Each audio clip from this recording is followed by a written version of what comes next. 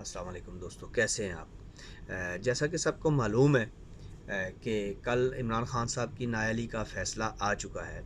अब उस नाअहली के फ़ैसले के बाद एक वीडियो पैगाम जारी हो गया है इमरान खान की साहब की तरफ से। इमरान खान साहब कह रहे हैं कि जी मुझे एक केस में गिरफ़्तार कर लिया जाएगा। मामला ये है कि इमरान खान साहब हुक्मरान रहे हैं, साढ़े 3 साल वज़ीर-ए-आज़म रहे हैं। उन्होंने जो किया है, उस अपने किए का उन्हें बहुत अच्छी तरह इल्म है। और आप ये देखें कि गुज़श्ता जो अपने जलसों में वो फरमाते रहे हैं, वो सब हकीकत बनकर आपके सामने आया है। तो इससे क्या मामला है? इनको अपने किए का पता है, इनको पता होता है कि मैं फ़लाँ काम करके आया हूँ, अब वो काम अवाम के सामने आएगा तो मैं पहले अवाम को इसके लिए इसका ज़हन साज़ी शुरू कर दूँ कि जी मेरे ऊपर कभी करैक्टर असैसिनेशन वाली बात की, कभी कहा कि मेरे ऊपर चोरी के इल्ज़ाम लगेंगे, अब कह रहे हैं कि ऐसा मुकदमा जिसमें मैं इन्वॉल्व भी नहीं। भाई आपने तोशा खाना के ताइफ बेचे, बदतरीन बददियानती है ये स्टेट के साथ। और फिर आपने बेचने के बाद एहसासे डिक्लेयर नहीं किए, फिर आपने बेचने के बाद टीवी पर आके कहा कि मेरा तोहफ़ा मेरी मर्ज़ी। फवाद चौधरी का बयान, असद उमर का बयान, मुख्तलिफ और इनके रहनुमाओं के टीवी के ऊपर रिकॉर्डेड बयान मौजूद हैं। फिर आपने कहा कि सीडी मैंने वो सड़क बना ली, सड़क सीडीए ने बनवाई है, उसके पेपर्स भी मौजूद हैं।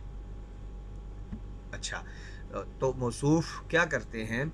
मौसूफ़ ये काम करते हैं कि इनको पता है जो कुछ करके आए हुए हैं, तो जब वो चीज़ें सामने आने से पहले ही उनका तज़किरा शुरू कर देते हैं और आवाम की ज़हन साज़ी करने की कोशिश करते हैं कि ये काम गलत हो रहा है, यानी ये काम जो मेरे साथ होने वाला है या हो रहा है या इन फ्यूचर होगा, ये सारा गलत होगा। क्यों? उनको पता है कि ये मैं करके आया हूँ। अब कल बुज़दार साहब के और फ़रक गोगी साहब के जो केस खुलेंगे, जो निकलेंगे, उन्होंने करोड़ों नहीं अरबों की रिश्वतें ली हैं लोगों से, एक-एक पोस्टिंग को लेकर। इवन के लाहौर के एक पार्किंग के ठेकेदार से 20 करोड़ रुपया फ़रक गोगी ने माँगा और इमरान खान साहब ने कहा दे दो इसको। ये पीजे मीर ने अपने प्रोग्राम में डीएनए में कैटेगोरिकली ये बयान दिया है, यानी ये बात कही है। तो आप क्रेडिबल साफ़ी है वो। अगर इमरान खान साहब इस मामले में सच्चे हैं तो take him to the court, उसे अदालत ले जाएं और कहें कि इधर प्रूफ करो, वो बुला लेगा उस ठेकेदार को। तो यहाँ ये सिर्फ और सिर्फ वो एमक्यूएम की तरह ना टेक्निकल ग्राउंड के ऊपर लोगों को वो घेरने की कोशिश करते हैं। लाइक एमक्यूएम वाले क्या करते थे, कराची में रेडी वाले को खुद गोली मारी, उसी के ऊपर एमक्यूएम का झंडा डाला और पूरा कराची बंद कर दिया। ये वो काम करते हैं। ये पहले जो खुद काम किया हुआ होता है उसी के ऊपर रोना धोना, कौम को बताना ट्रक की बत्ती कि जी मैं मर गया, मेरे साथ फलां हो गया, मैं तो बड़ा साफ़ सुथरा इंसान हूँ, तस्बीह मेरे हाथ में है और रियासत मदीना में बना रहा हूँ। हथौड़ी मेरे हाथ में, एक हाथ में तस्बीह है, दूसरी हाथ में हथौड़ी है, जिससे मैं सुबह शाम रियासत मदीना बना रहा हूँ। अब वो जो तोशा खाना के बर्तन तक आप बेच गए, अभी भी आपके साथ इलेक्शन कमीशन ने रिलैक्स करी है। वो केस सारा रिवील नहीं किया, तमाम डॉक्यूमेंट्स रिवील नहीं किया, तमाम डॉक्यूमेंट्स अभी क्लोज है। जब ये सामने आएंगे तो फिर उन सादक और अमीन कहने वालों की आंखें भी खुल जाएंगी। अदालत में जो बैठे हैं उनको फैसला करना मुश्किल हो जाएगा आपके लिए। दूसरी बात जो सबसे अहम बात है कि कहाँ है वो आपका सुनामी।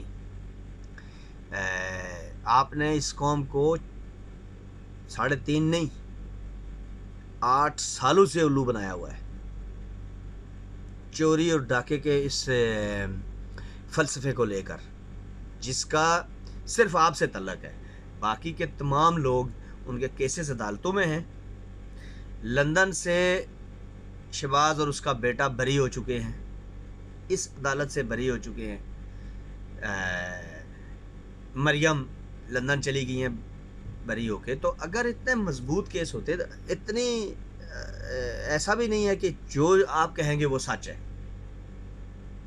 जो आप कहते जाएंगे वो कौम उसको सच मान लेगी। बेशक लोग आपके ऊपर एक कल्ट फॉलोइंग है, लोग आपके ایسے ہیں جو آپ کے عشق میں گرفتار ہیں۔ سیاست اور ریاست عشق کرنے سے نہیں چلتی۔ سیاست اور ریاست آپ کے کام، آپ کے فکر اور جو آپ کے ساتھ لوگ ہیں، آپ کا جو سرکل ہے، اس کے ساتھ مشورے سے چلتی ہے۔ ایسا نہیں ہو سکتا کہ آپ کسی سے ہاتھ تک نہ ملانا پسند کریں اور کہیں کہ میں ملک چلا لوں گا۔ یہ ممکن ہی نہیں ہے بھائی۔ سیاست ہے، یہ کرکٹ ٹیم نہیں ہے کہ 11 لوگ، ایک بالنگ کرے گا، ایک بیٹنگ کرے گا، اور وہ لیفٹ کر دے گا تو لیفٹ ہو جائے گی، میٹ کرے گا تو میٹ ہو جائے گی۔ ایسا نہیں ہے۔ تو یہاں پہ آپ کو ایک ایک لمحہ پھونک پھونک کے چلنا ہوتا ہے، دیکھنا ہوتا ہے۔ ایسا نہیں ہے کہ صرف ملک چوری، ڈاکے اور نعروں کے اوپر سٹینڈ کرتا ہے، اور وہ نعرے جن کا کہیں کوئی ذکر نہیں ہے۔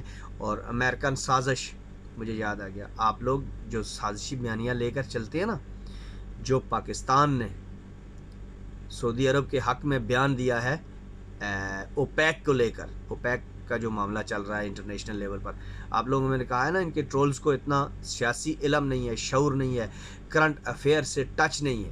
وہ بیان دیکھیں، پاکستان نے کہا ہے ہم سعودیہ کے ساتھ یوں کھڑے ہیں۔ جو بائیڈن نے سعودیہ کے خلاف سخت بیان دیا، پاکستان کے دفتر خارجہ نے اس سے بھی سخت بیان دے دیا اور کہا کہ ہم سعودیہ کے ساتھ یوں کھڑے ہیں۔ یہ ہوتی ہے بیان بازی۔ ایسا نہیں ہے کہ آپ ترکی میں بیٹھ کر پاکستان کو اکیلا کریں، رشیا میں جا کر پاکستان کو اکیلا کریں، آپ انہی شہنشاہوں کے طیارے میں بیٹھ کر انہی کے خلاف باتیں کریں اور وہ آپ سے جہاز واپس لے لیں۔ آپ نے پاکستان کو ہر طرح سے تنہا کرنے کی،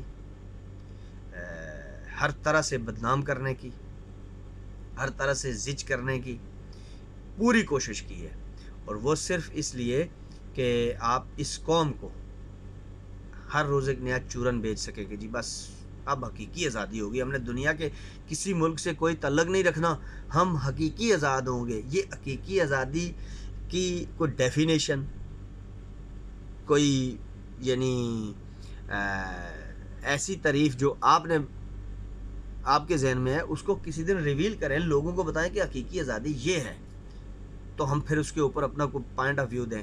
ہمارے ذہن میں بہت ساری باتیں آ رہی ہیں کہ کس کو آپ نے حقیقی آزادی کا نام دیا ہوا ہے۔ میرا خیال ہے کہ جی فوجی جرنیلوں سے جان چھڑا لیں، نواز شریف، زرداری، بلاول، فضل الرحمان، ان سے جان چھڑا لیں، موجودہ جو چند ججز ہیں ان سے جان چھڑوا لیں، اور میڈیا کا ایک پورا حصہ ایلیمینیٹ کر دیا جائے۔ یہ آزادی جو آپ کے ذہن میں ہے، آپ کو کسی صورت نہیں ملنے والی۔ یہ لوگ اس ملک کے باشندے ہیں، کریڈیبل ہیں، یہ ادارے ہیں ملک کے، ان کے اوپر ہماری ریاست کھڑی ہے اور انشاءاللہ کھڑی رہے گی۔ السلام علیکم ورحمۃ اللہ۔